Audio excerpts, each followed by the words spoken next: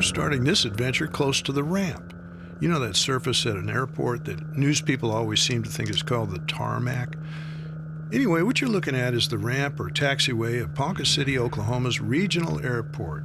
This is as fine an aerodrome as you'll find anywhere. Ponca Regional is particularly noteworthy as the home of the Ponca City Aviation Booster Club and their pancake breakfast that they hold every third Tuesday of the month. Planes come from all over the region. It's an event you really must make a point to attend sometime, or many times. I've written about it on Skysurfing, the flight blog. It's midweek, mid-morning. There's not a lot going on around here right now, so I take a good look around the traffic pattern, don't see anybody landing or taking off, and I elect to take off on the taxiway. Hey, this taxiway is longer and wider than pretty near every runway that I operate from.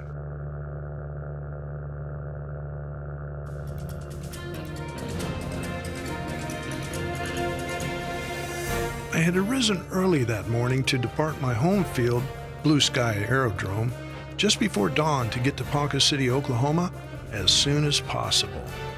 I will be taking you to a place I'm pretty sure you have never been to or even heard of before. My name for it? Mustang Valley. That may seem a little bit much, but if we find it, you'll see what I mean.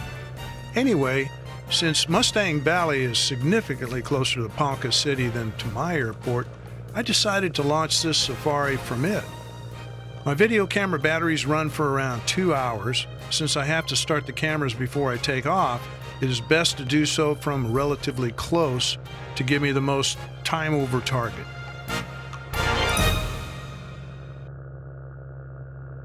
So I've already tipped you off as to the goal of this Sky Safari, and I'll be expanding on that more later.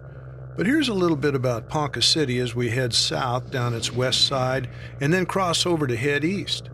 Years ago, my mother had a great idea for all her children and our children to visit Ponca City and tour the Marland Mansion.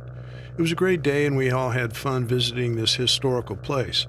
Marland Mansion is also called the Palace on the Prairie.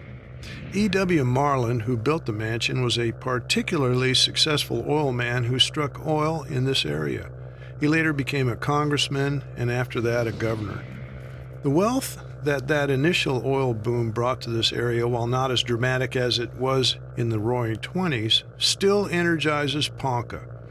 As you can see here on the south side of town, the petroleum business is a major thing. Here evidenced by this significantly large oil refinery with loads of holding tanks. Now as we cut across the southeast edge of town next to the Arkansas River is Continental Carbon. They make carbon black, which is used in rubber and automobile tires. As I do in all these movies, I'm going to make use of my still camera also. The little movie cameras I have strung all over the airframe are nice and all, but the super wide-angle lenses they build into them make everything look exceedingly distant. It's like on your car's outside mirror where it says, "Objects in this mirror are closer than they appear."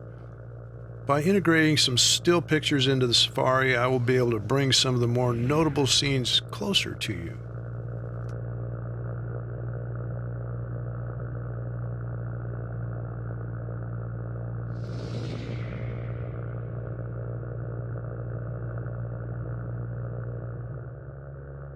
Now, after crossing the Ark River heading east, there's an area of housing that I would call suburbia, but most people wouldn't see it that way. There are homes that have probably about 6, 10, 20 acres, but they're fairly clustered close together, and I can't fly low until I pass over them. They're neat and all to look at, but I'm going to speed us up and get us out into the prairie.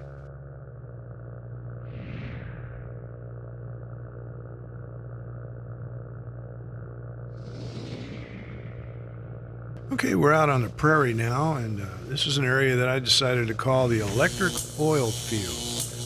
Pump jacks, those things you see going up and down that pull the oil out of the ground, can be powered in a number of ways. They can use natural gas that actually comes out of the field, or they can use gasoline or propane or electricity. And for some reason around here, electricity must be a good deal because there'll be a whole bunch of these we're going to be passing over that are all powered by electricity. Now, this would normally be that big one way or the other, but for me, it requires me to stay up a little higher because if I get down low, all I'm doing is going up, down to get over the different wires that you'll be seeing. Another thing I'll draw your attention to that I noticed out here, we're just passing over it, but on either side of this fence is a distinctively different look to the vegetation. I'm figuring on one side they used some type of fertilizer and they didn't on the other side. Okay, we're past the electric oil field now, and I want to point out something of a historical note here. The ancient Indians here, actually this was owned by the Tawakoni Indians, they used to use this place, they called it the place of the three trees, in order to have powwows or bury the hatchet after a war, things like that. So this is the place of the three trees.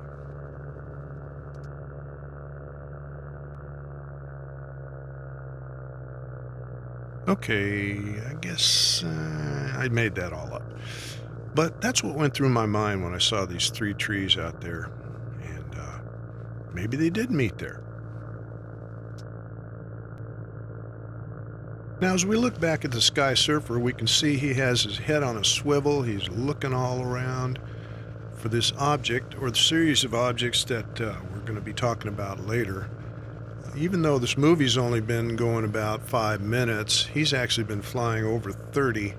Due to the limited amount of fuel he has, he's a little bit concerned, but he's going to continue off into the prairie here and see what he can find.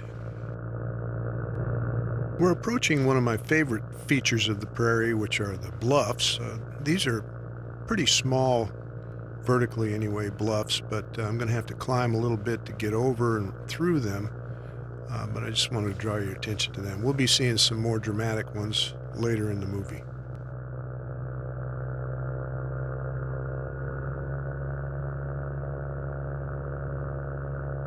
You know, I've been talking for quite a while, so why don't we just sit back and I'll let you see the prairie the way the Skysurfer sees it.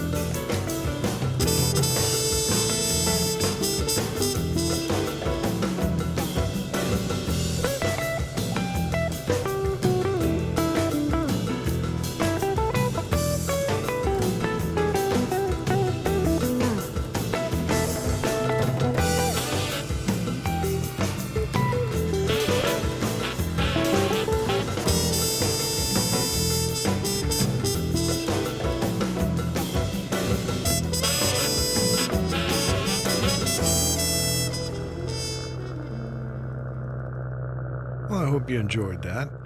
Most of the prairie I fly over is absent all these electric wires we've been seeing on this safari, but that's the way it is east of Ponca City. Now I'm going to fill you in on that which we seek.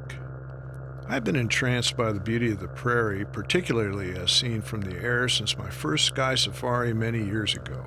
The colors, the sweep of the land, the big sky, it's one huge, continuous, ever-changing still life master painting from horizon to horizon. But for the oceans of tall grass swaying in the breeze, it is an immense stillness. For those of us used to the noise and bustle of the city or suburbia, the big quiet of these wide open spaces is soothing to the soul in and of itself. Many times I've landed out here, stopped the motor, and got out just to take it all in. As I began to range out farther and farther on my sky safaris, I was surprised one flight to witness something I think everyone should see once in their life, and that is the magnificent herds of prairie Mustangs out here. God's kinetic sculptures that have been reintroduced into these parts, large herds of wild horses. Regardless of the politics of the program, there is no doubt that seeing these horses trot or canter across the plains is a wonder of wonders. It takes me back to the Wild West movies of my youth, but even more evokes feelings primordial.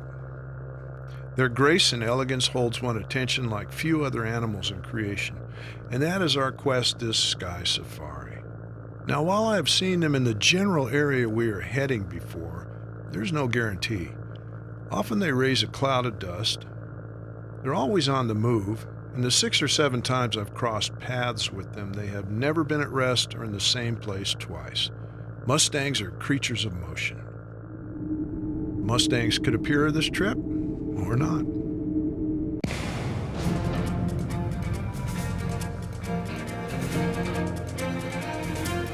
Well, look up yonder. That's not cattle.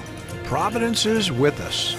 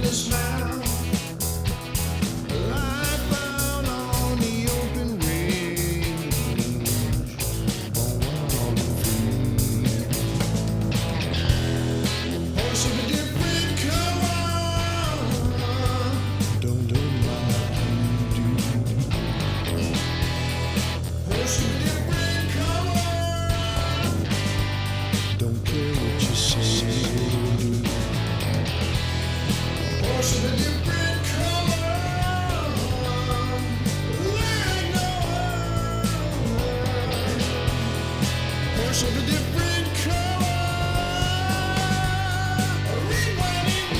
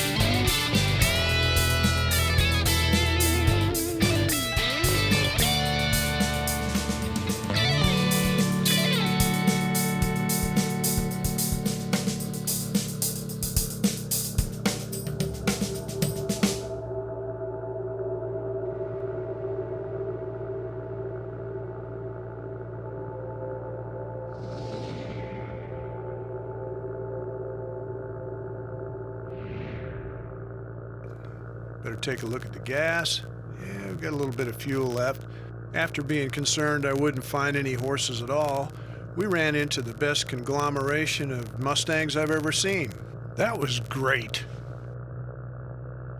Now, even though we're 23 minutes into this movie, I had actually been flying an hour and 13 minutes by the time you see me on the screen right now.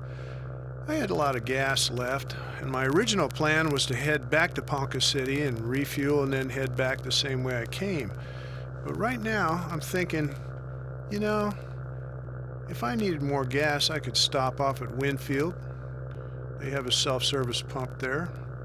So I decided to switch my GPS and make a different course home. So we're going to cover a little bit of that now.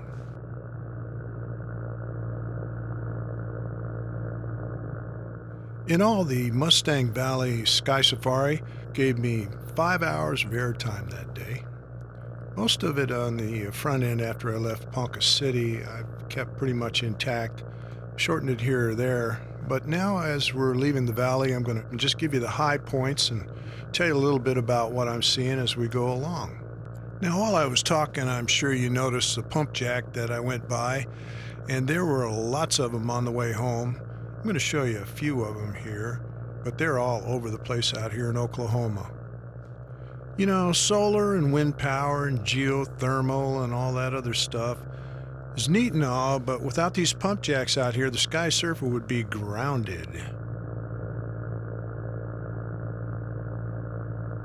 We've seen them before on this trip, but coming up on the left, you're going to see a good example of an oil field service road.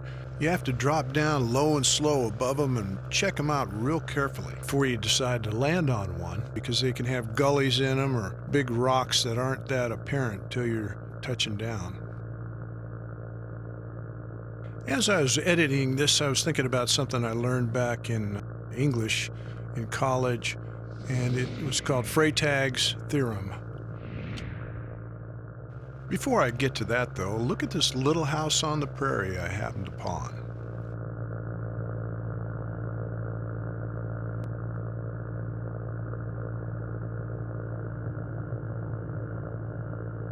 Okay, no more breaks. Class is back in session. About Freytag's theorem, or Freytag's analysis, as it's been called. Back in the middle of the 19th century, Gustav Freytag decided to investigate what made for good drama. And he surmised, after studying various Greek plays, those of Shakespeare and many other authors, that there were 5 parts to a good drama. There was the exposition, that's how you started it. There was the rising action, the climax, the falling action, and then the denouement.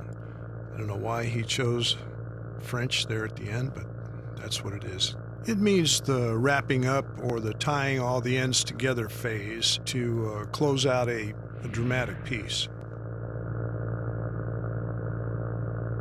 Well, I know you're sitting there going, yeah, that's neat and all, Brian, but so what? Well, here's your answer.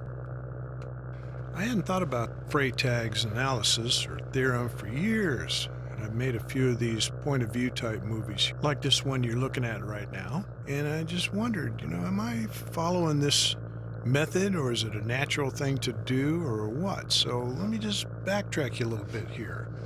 First, we started off today. I explained to you what we were going to see, so that would be the exposition.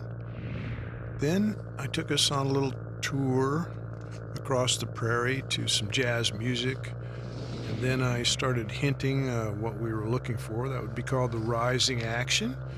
Then, of course, we had the climax, which was sighting and flying around the Mustangs. And now we're in the falling action point, which will be followed after that by the denouement.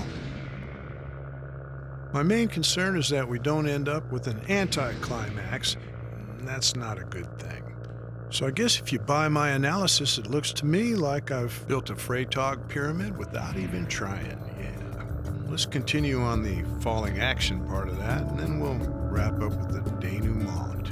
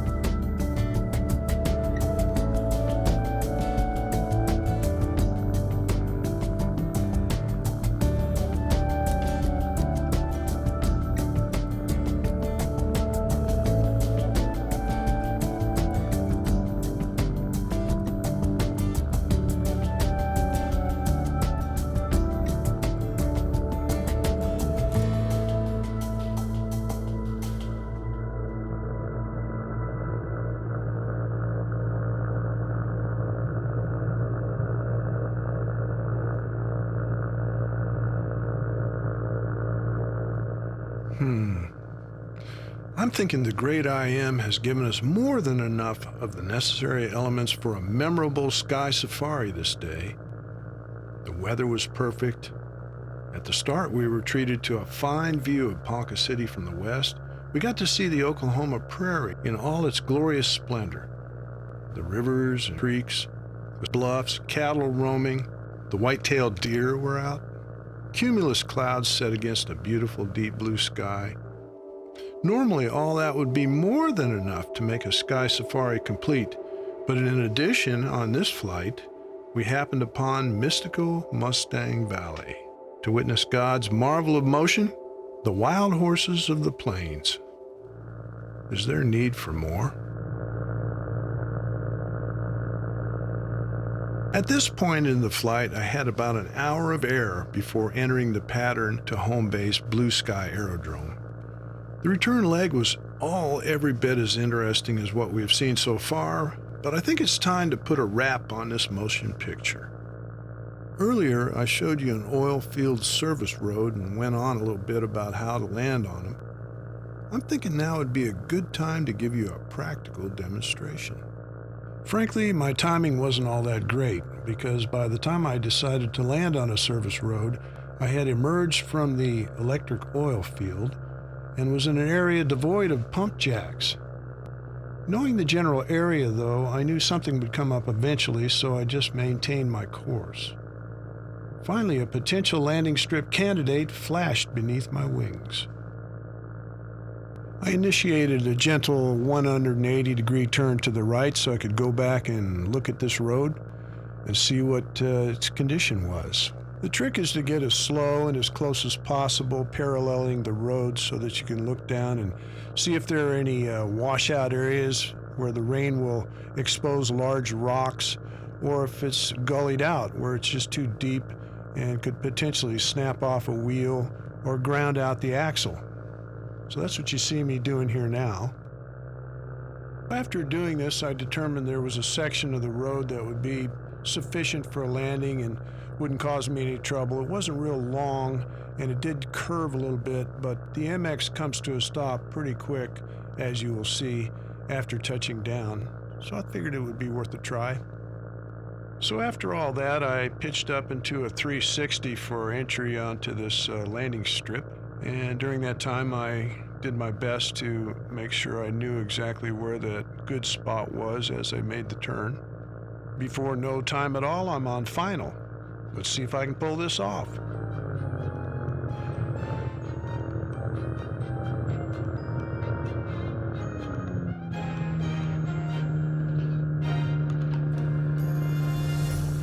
As you can see, I'm pretty happy with myself. I didn't exactly put it down the middle of this thing, but it was a curved part of the road, and I'm basically happy when I can land and not have pieces come off the airplane. It was good by my reckoning. When I worked in the news department at Wichita's Channel 3 back in the 80s, we would joke that if there was no video, it never happened. So that being said, after making this miraculous landing, I had to get out of the plane and document the event.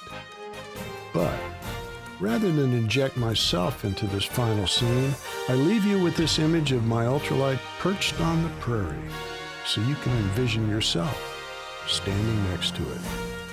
We'll call it a Mustang Valley state of mind.